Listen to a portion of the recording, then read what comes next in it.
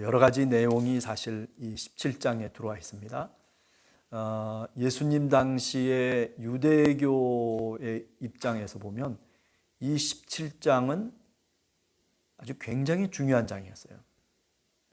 굉장히 중요한 장이라고 하는 의미는 어떤 뜻이냐면 하나님과 이스라엘 사이에 언약의 확증이 뭐냐면 바로 할례를 행하는 것이다. 이렇게 이제 분명하게 믿고 있었던 것이죠. 그래서 오늘 성경 말씀을 보면 9절과 10절에 있는 내용이 바로 그런 내용입니다. 제가 읽어보면 하나님이 또 아브라함에게 이르시되 그런즉 너는 내 언약을 지키고 네 후손도 대대로 지키라. 너희 중 남자는 다 할례 받으라. 이것이 나와 너희와 그리고 너희 후손 사이에 지킬 내 언약이니라.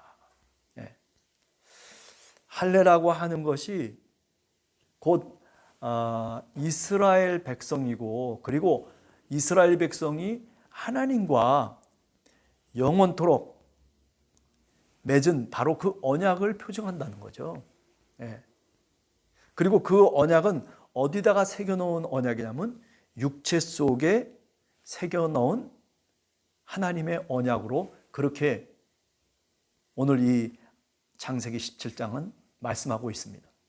그러니까 유대인들의 입장에서 보면 이 창세기 17장이 자신들의 정체성에 있어서 너무나 중요한 말씀이라고 하는 것을 분명하게 그들은 알고 있었던 거죠. 그렇기 때문에 할례라고 하는 것이 얼마나 중요한 것이냐 하는 것을 예수님 당시에도 유대교는 분명하게 주장하고 그리고 그렇게 행하고 있었다라고 하는 겁니다. 그런데 사도 바울이 나타나가지고 우리가 신약으로 돌아가 보면 사도 바울이 뭐라고 얘기합니까? 할례가 필요 없다는 거예요. 네가 유대인이야? 그러면 유대인으로서 그래 할례 너는 유대인이니까 할례를 해라. 그렇지만은 이방인들에 대해서 할례를 주장하지 말라는 거죠. 이방인을 유대인으로 만들지 말라는 거예요. 이게 바울의 핵심적인 메시지거든요. 그런데 반해서 바울을 반대했던 유대 그리스도인들의 경우에는 어떠냐면 그렇지 않다는 거예요. 저 이방 사람들도 다 할례를 행해서 그래서 하나님이 맺혀주신 그 영원한 언약의 백성으로 들어와야 된다는 거예요.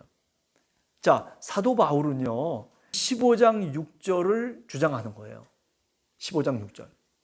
지금 17장에 할례를 행하는 것이 영원한 언약이다 그렇게 되어 있지만은 하나님의 의로운 백성이라고 하는 것은 구원받은 백성이라고 하는 것은 믿음으로 말미암는 거라는 거죠. 할례가 아니라는 거예요. 그런데 왜 저 유대 크리스찬들이 할례를 주장하고 할례를 받아야지 마치 구원을 얻는 것처럼 그렇게 주장하는 것은 잘못됐다는 거죠. 믿음으로만 하나님의 의로우심을 우리가 입는다. 그것이 믿음의 조상 아브라함을 통해서 하나님이 말씀하시고 성경이 말씀하시는 진리다. 이렇게 이제 주장하는 거죠. 자, 제가 오늘 이 17장을 얘기하면서 주변적인 논쟁의 이야기들을 신약과 더불어서 사도 바울의 믿음으로 말미암아 하나님의 의가 이루어진다라고 하는 것과 이렇게 비교하면서 한번 여러분들에게 잠깐 소개를 해봤습니다. 그러나 저는 오늘 여기서 17장에서 얘기하려고 하는 것은 그것은 아니에요. 자, 제가 얘기하려고 하는 것은 우선 첫 번째 17장 1절이에요. 아브라함이 99세 때, 자, 바로 16장 16절을 보세요. 하갈이 아브라함에게 이스마엘을 낳았을 때에 아브라함이 몇 세였다고요? 86세였어요. 자, 그리고 지금 이제 17장으로 들어서면 아브라함이 이제 몇 세가 된 거예요? 99세가 된 거예요. 그러면 몇 년이 경과됐어요? 그렇죠. 13년이 경과된 거예요. 자, 생각해 보세요. 86세에서 이제 이스마엘을 낳았어요. 그런데 이것은 네 씨가 아니라고, 네 자손이 아니라고 얘기하거든요, 하나님은. 그럼 빨리 지금 내가 나이는 먹어서 늙어가고 있는데 세월은 흘러가고 있고 시간은 정말 화살과 같이 지나가고 있는데, 그런데 하나님이 빨리 나에게, 그죠? 하나님의 약속을 이행하고 하나님이 자식을 줘야 될 거 아니에요. 그런데 이제 지금 몇 년이 지났어요? 몇 년이 지난 거예요? 75세에서 99세면은 몇 세입니까? 25년 동안 하나님이 약속만 해놓고 지키지도 않는 거예요. 저는 오늘 이 17장 1절을 읽으면서 한 가지 분명한 것이 있어요. 그것은 뭐냐면 기다림이라고 하는 믿음의 본질을 얘기하려고 하는 거예요. 그런데 우리는 자꾸 어떻게 믿음을 자꾸 얘기하려고 하냐면은 아브라함은 얘기하고 뭐 아브라함에게 이런 복을 주셨다, 뭐 그래서 자손이 뭐 저 별의 하늘처럼 많게 해주실 것이다, 뭐 이런 얘기들은 많이 하는데, 지금 오늘 이야기하는 것처럼 이렇게 이스마엘을 하나님이 주시고 난 다음에도 13년을 아브라함이 기다리는 거예요. 근데 아직도 소식이 없어요. 25년을 지금 기다렸는데도 아직도 소식이 안 오는 거예요.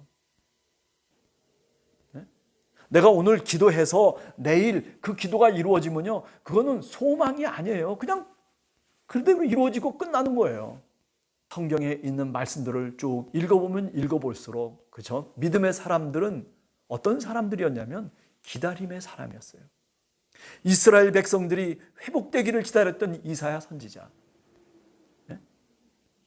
이스라엘이 멸망하는 가운데서도 그들이 다시 하나님께 돌아오기를 그렇게 애타게 가슴 아파했던 에레미야 선지자, 다 어떤 사람들이에요? 기다림의 사람들이에요. 예수 그리스도는 다릅니까? 예수 그리스도가 이 땅에 오셔서 제자들을 삼으시고, 그리고 제자들을 하나님의 백성으로, 당신의 제자로 정말 만드시는 그 과정도 한번 보세요. 그 믿음의 과정이라고 하는 게 뭐 그냥 금방 오늘 뚝딱 해가지고 내일 제자들이 만들어집니까? 천만의 말씀입니다. 하나님의 성령이 역사하시고, 그리고 예수 그리스도와 함께 동행하고 있음에도 불구하고 제자들이 정말 제자로서의 역할을 하고 제자라고 불려질 수 있는 그 믿음의 과정이 사실은 있었잖아요. 오늘 이 아브라함은 역시 소망의 사람이에요. 기다림의 사람이에요. 믿음의 사람이에요. 여하튼 오늘 성경 말씀을 통해서 우리가 분명히 알게 되는 것은 뭐냐면 13년 동안 주님이 한 번도 나타나지 않았어요. 그러니까 여기 성경에 써 있질 않아요. 나타나질 않으셨어요. 여러분 생각해 보세요. 약속만 하고 너 나 믿어 라고만 얘기하고, 그래서 내가 어떻게 하다 보니까 이스마엘을 낳게 됐는데, 그런데 이스마엘을 낳고 난 다음에 13년 동안 하나님이 코빼기도 안 보이시는 거예요. 아니, 가끔 그래도 꿈에도 나타나시고 또 가끔 나타나셔서 뭐라도 말씀해 주셔야 되는데, 그런데 13년 동안 아무런 이야기도 없는 거예요. 여러분 한번 생각해 보세요. 16장에서부터 17장으로 넘어가는 이 어간에 아브라함의 심정이 어떻겠습니까? 아니 근데 아브라함에게 나타나셔서 또 하나님께서 말씀하시기를 나는 전능의 하나님이다. 오 마이 갓. 아니 도대체 하나님 뭐 하는 겁니까? 13년 동안 이스마엘을 낳고 난 다음에 정말 얼굴 하나 보여주지 않고 음성도 들려주지 않고 코빼기도 보이지 않았던 하나님께서 갑자기 나타나셔가지고 나는 전능의 하나님이라고 말씀하시면 내가 어떻게 그거를 받아들일 수가 있습니까? 라고 아브라함이 분명히 반문할 수 있었을 거 아니에요. 나는 지금 지칠 대로 지쳐있고, 나는 기다릴 만큼 기다렸고, 나는 이제 더 이상 당신을 붙잡고 살아갈 수 있는 그런 힘과 용기조차도 다 잃어버리고 말았는데, 지금 와가지고 그래 주저앉은 놈 앞에 나타나셔가지고 나는 전능의 하나님이라고, 그렇게 하나님 도대체 이게 나를 놀리는 겁니까? 라고 만약에 욥이었다면 그렇게 대들었을 수도 있어요. 그렇게 반문할 수도 있었을 거예요. 또 뭐라고 얘기합니까? 내가 내 언약을 나와 너 사이에 두어 너를 크게 번성하게 하리니. 저 하란을 떠나올 때 내가 너한테 얘기했잖아. 너 그거 기억하니? 지금 그 얘기거든요. 하나님이 나타나셔가지고 나는 전능의 하나님이야. 너 말이야 옛날 기억하고 있지? 그 기억. 내가 너한테 약속했잖아. 아브라함의 입장에서 보면 그래요. 약속하셨어요. 근데 뭡니까 이게 지금? 네? 하나님 도대체 지금 이게 저보고서 어떡하라는 얘기입니까? 라고 그렇게 반문할 수 있고 그렇게 따져 물을 수도 있는 거 아니에요. 내가 어떻게 거룩한 모습으로 살아갈 수 있고 내가 어떻게 온전하게 믿음을 갖고 내가 살아갈 수가 있습니까? 내가 하나님입니까? 이렇게 아브라함이 되물었을 것 같아요. 네. 그러나 어떻게 보면 이 엎드렸다라고 하는 말이 참 의미 있는 얘기라고 생각해요. 내가 질문할 수도 있고 내가 뭐라고 대들 수도 있고 내가 따질 수도 있고 내가 정말 화를 내면서 하나님 앞에 손가락질도 할 수 있고 어쩌면은 쓰러져서 발버둥 칠 수도 있는 아브라함인데 그런데 하나님 앞에 엎드렸다라고 하는 것, 이게 바로 오늘 성경에 우리들에게 아브라함을 얘기하려고 하는 거예요. 믿음의 사람은 이렇게 믿어가는 거예요. 따지고 대들고 그래요. 다 그렇게 할 수 있어요. 많은 사람들은 그렇게 하면서 어쩌면 세상을 살아갈 수도 있지만은 그러나 믿음의 사람들은 그게 아니에요. 누구 앞에? 하나님 앞에. 말도 안 되는 하나님이 말씀하시는데 그 말씀 앞에 그냥 엎드리는 거예요. 그것이 하나님의 음성이고 그것이 하나님의 말씀이라고 분명하게 믿는다면 그렇다면 나는 엎드리는 거예요. 나는 복종하는 거예요. 자, 그 다음에 두 번째 생각할 수 있는 것은요, 전능의 하나님. 이걸 엘 샤다이라고 그러거든요. 샤다이. 근데 이 엘 샤다이라고 하는 샤다이는요, 이거는 힘이 강한 그런 어떤 전능성을 얘기하기도 하지만은 그러나 엘 샤다이라고 하는 것은 원래 히브리어 원문상으로 보면 어떤 뜻도 있냐면요, 어머니의 젖가슴이에요. 그거를 샤다이라고 그래요. 어머니의 젖가슴. 내가 이렇게 강하다, 내가 이렇게 모든 것들을 할 수 있는 능력이 있다 라고 하는 그런 뜻도 되지만은 어머니의 마음으로 그잖아요. 어머니와 같이 자식을 보살피며 그리고 필요한 것을 제공하며 그리고 마음까지, 아니 자신의 모든 것까지 내어줄 수 있는 그런 어머니의 모습, 끝까지 견디는, 자식을 위해서라면 자신의 목숨까지도 내어버릴 수 있는 그런 사랑의 하나님을 여기서 사실은 아브라함에게 여호와 하나님이 말씀하고 계시는 거예요.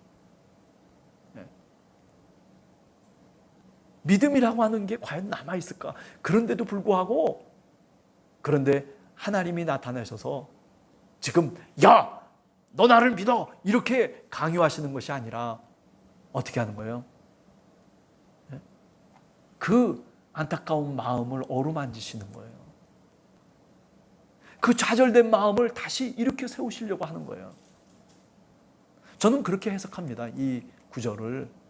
네? 딱 버티고 앉아가지고 야 임마 너 왜 그거 못 믿어? 내가 너한테 약속을 했잖아. 너 기억 안 나? 이렇게 얘기하고 저렇게 얘기하고 그렇게 했잖아. 그러니까 너 지금 믿음이 없이 왜 그렇게 있어? 내가 너한테 13년을 안 나타났다고? 좋아 이놈아. 내가 너한테 13년을 안 나타났다고 그래서 내가 네 하나님이 아니야? 이렇게 고자세로 지금 하나님이 17장 1절에서 얘기하는 게 아니에요. 네? 아브라함을 불쌍히 여기시는 거예요. 그래 내가 네 마음 안다. 그래 네 실망한 마음 내가 안다. 그래 네가 기다리다 지친 마음을 내가 안다. 내가 너에게 힘을 주고 내가 너에게 다시 새로운 소망을 주고 내가 너에게 쓰러졌던 마음을 다시 일으켜 세울 수 있는 회복의 영을 내가 너에게 주겠다. 그게 바로 오늘 나는 전능의 하나님이다라고 하는 말의 뜻이에요. 그러니까 여기 17장 1절을 우리가 읽으면서 그냥 그렇지, 이제 9세가 돼가지고 하나님께서 나타나서 아브라함에게 이런 약속을 하시고 이렇게 말씀하셨지, 이런 얘기가 아니라 그 속에 영적인 그런 내막들을 우리가 깊이 살펴보면, 우리가 신약성경에 보면 성전 미문가에 앉았던 한 안준뱅이 구걸하는 사람의 이야기가 나오잖아요. 은과 금은 내게 없지만은 그러나 나사렛 예수의 이름으로 내가 명하노니 일어나 걸으라 하던 그 성전 미문의 사건. 예수 그리스도의 이름으로 그가 다시 뛰기도 하고 걷기도 하고, 그리고 성전에 들어가서 하나님을 찬양하고 모든 사람 앞에 자신을 증거하는, 쓰러졌던 사람, 걷지 못했던 사람, 지금 아브라함이 그런 상태예요. 그런데 어머니의 심정으로 엘샤다이의 그 하나님이 지금 이 아브라함을 위로하고 계시는 거예요. 아브라함을 가슴에 품고 계시는 거예요. 그러니 너는 내 앞에서 행하라. 하나님은 바로 그런 어머니의 심정으로 우리를 보고 계시는 거예요. 여러분들이 어디서 무엇을 하든지 어떻게 살아가든지 하나님은 나와 상관없는 분처럼 그렇게 생각하지 마세요. 엘샤다이예요. 하나님의 젖가슴.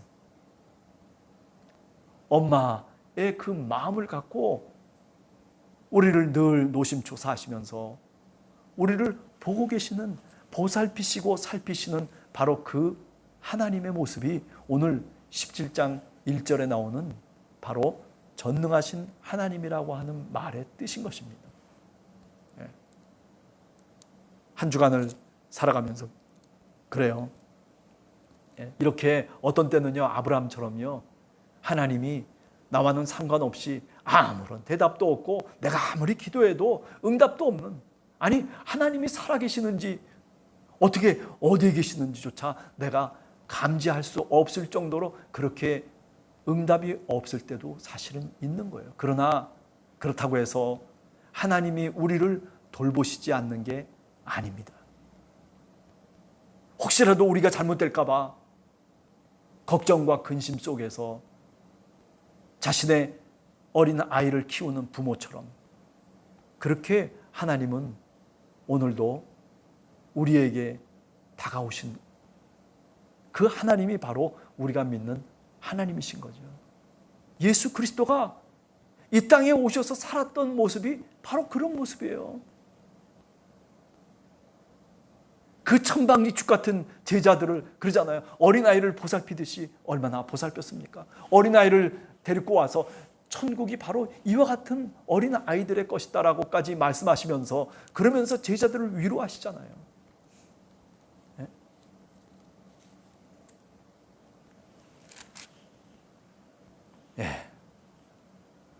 오늘 수요 예배 때에는 17장 1절만 갖고 이런저런 얘기를 나눴습니다. 여러분, 한 주간 동안 엘샤다이라고 하는 말이 하나님의 젖같습니다 라고 하는 원어적인 의미를 한번 여러분 가만히 생각을 해보시기 바랍니다. 두 번째는 또 뭐예요? 13년 동안 하갈의 아들이 낳은 이후로, 이스마엘이 출생한 이후로 하나님이 한 번도 아브라함에게 나타나지 않으셨다는 것을 한번 우리가 깊이 생각해 볼 필요가 있어요. 물론 하나님이 분명히 아브라함을 이끌어 가시죠. 그러나 그 이끌어 가심이라고 하는 것이 이렇게 어떤 때는 침묵이 있을 수 있다는 거예요. 그렇게 침묵의 기간 동안에도 그러면 하나님이 아브라함을 버렸느냐? 아니죠. 지금 다시 나타나시는 거예요. 아브라함은 혹시 하나님이 나를 버렸을 거야 라고 그렇게 생각했을런지는 모르지만은, 그러나 하나님은 그렇지 않습니다. 하나님은 우리를 끝까지 붙드시는 분이에요. 믿으시기 바랍니다. 같이 기도하겠습니다.